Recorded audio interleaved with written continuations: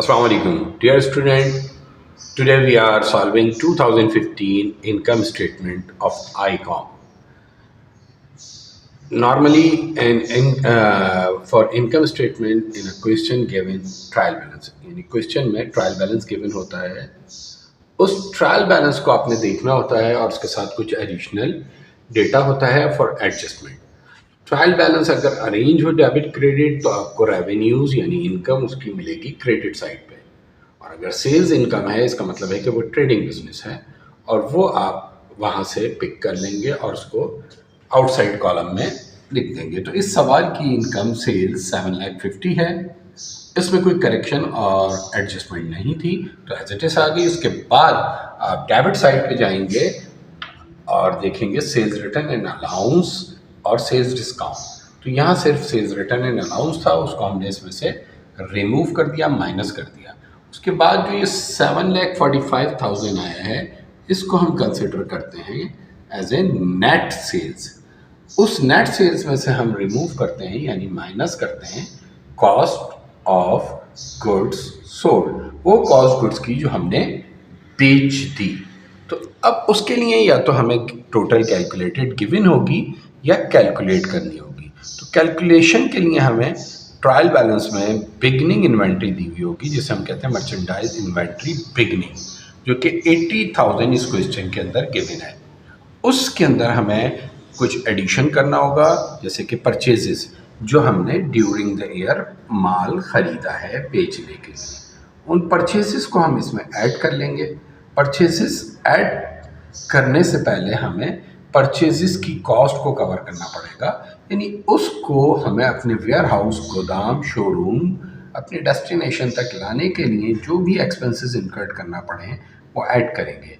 तो जैसे ट्रांसपोर्टेशन हमने इसमें ऐड किया, उसके बाद ये 520 में 4,000 ऐड करके 524,000 हमारी डिलीवर्ड कॉस्ट यानी हमें पहुँच कर पड़ी हुई कॉस्ट, उसमें से हम परचेज रिटर्न एंड अलाउंस और परचेजेस डिस्काउंट जो भी क्वेश्चन में गिवन होंगे वो हम रिमूव कर देंगे यानी माइनस कर देंगे। वो माइनस करने के बाद जो वैल्यू बचती है वो बिगनिंग इन्वेंट्री में ऐड होगी एज ए नेट परचेजेस यानी खालिस परचेज। अब अगर हम दोनों को ऐड करें तो आंसर आ जाता है 599, जो कि हमारी हो गई cost of goods available for sale. उसमें से हम एंडिंग इन्वेंट्री को रिमूव करेंगे जो आपको एडिशनल डेटा में यानी एडजस्टमेंट में गिवन होगी। ये वो इन्वेंट्री है जो आपने सोल्ड नहीं की ड्यूरिंग द ईयर या ड्यूरिंग द पीरियड। तो 599 की अवेलेबल रिसोर्सेज या मर्चेंडाइज में से आपने 1 लाख की सेल नहीं की, तो इसका मतलब आपने 4,99,000 की सोल्ड आउट कर दी। तो जो सोल्ड कर दी उसको हम कहते हैं कॉस्ट ऑफ गुड्स सोल्ड, यानी वो कॉस्ट गुड्स की जो हमने बेची थी। अब मसला ये कितने में बेची, तो वो हमने पहले कैलकुलेट किया हुआ है नेट सेल्स। ये नेट सेल्स प्राइस जो है 7,45,000, ये हमने बेची है 7,45,000 में, जिनकी कॉस्ट थी 4,99,000।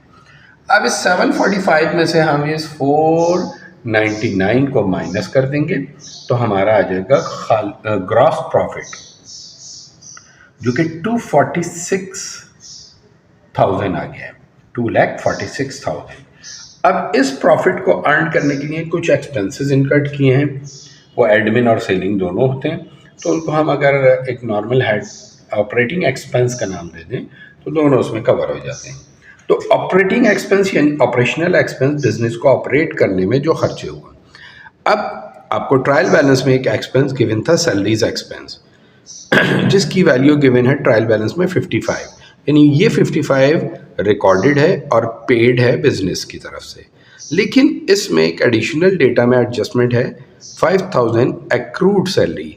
इसका मतलब है ये वो सैलरी है जो अभी स्टिल अनपेड है, सर्विसेज रिसीव हो गई हैं, पेड नहीं हुई है, रिकॉर्ड नहीं हुई है, तो आपने उसको रिकॉर्ड करके अपडेट कर लिया। इस तरह आपका सैलरीज एक्सपेंस 60,000 हो गया, वो आपका इनकम स्टेटमेंट में आ गया। उसके बाद दूसरा रिकॉर्ड था ऑफिस सप्लाईज तो आपके ट्रायल बैलेंस में तो एसेट्स गिवन था ऑफिस सप्लाईज, मगर एडिशनल डेटा में भी ऑफिस सप्लाईज गिवन था 2000। तो आपने उसको 3000 जो उसमें से यूज हो गई थी, क्योंकि 5000 आपके पास परचेज की हुई थी और 2000 उसमें से रिमेन है, तो 3000 क्या हो गई, एक्सपायर्ड हो गई। वो आपने रिकॉर्ड किया एज ए एक्सपेंस और इनकम स्टेटमेंट में आपने अपडेट कर लिया। इंश्योरेंस भी आपको प्रीपेड गिवन था क्वेश्चन में, लेकिन एडिशनल डेटा आपको इन्फॉर्म कर रहा था कि इंश्योरेंस एक्सपायर्ड हो गया 8000, यानी इंश्योरेंस एक्सपेंस हो गया 8000। जब एक्सपेंस 8000 हो गया है तो वो रिकॉर्ड नहीं था, आपने रिकॉर्ड किया थ्रू एडजस्टमेंट और उसको इनकम स्टेटमेंट में शो कर दिया एज ए ऑपरेटिंग एक्सपेंस।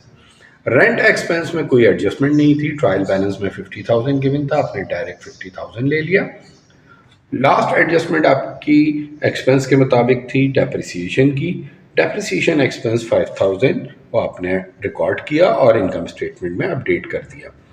अब इन तमाम एक्सपेंसेस को ऐड करने के बाद इनको आपने नाम दिया टोटल ऑपरेटिंग एक्सपेंस 1,26,000, जो आपने ग्रॉस प्रॉफिट में से माइनस कर दिए। माइनस करके आपके पास बैलेंस आया 1,20,000। ये हो गई आपकी इनकम फ्रॉम बिजनेस ऑपरेशन। अब नॉर्मल बिजनेस ऑपरेशन से आपने 1,20,000 अर्न कर लिया है, लेकिन एक अदर सोर्स ऑफ इनकम है आपकी, अदर इनकम जिसे हम कहते हैं, वो है ट्रायल बैलेंस में गिवन कमीशन इनकम 4,000। मगर वो 4,000 आपकी इनकम नहीं है, क्योंकि 1,000 एक्रूड कमीशन एडिशनल डेटा में आपको इन्फॉर्मेशन है, तो आपने उसको एडजस्ट किया कमीशन रिसीवेबल कमीशन इनकम, और कमीशन इनकम अपडेट होकर 5,000 आ गई आपकी इनकम स्टेटमेंट में। इस तरह टोटल इनकम 1,25,000 हो गई, जिसको आपने नाम दिया नेट इनकम 1,25,000। तो डियर स्टूडेंट, ये हमारी एक छोटी सी कोशिश है आपकी रहनुमाई के लिए। अगर इसमें कोई बात ऐसी हो जो कॉम्प्लिकेटेड हो, समझ ना आई हो या कोई एरर हो, तो प्लीज़ गाइड ज़रूर करें और हमारी भी रहनुमाई करें और हम आपकी रहनुमाई करने के काबिल रह सकें, इसमें हमारी हेल्प करें। चैनल को लाइक, सब्सक्राइब और शेयर करें। जज़ाकल्लाह, दुआओं की दरख्वास्त। खुदा हाफिज़।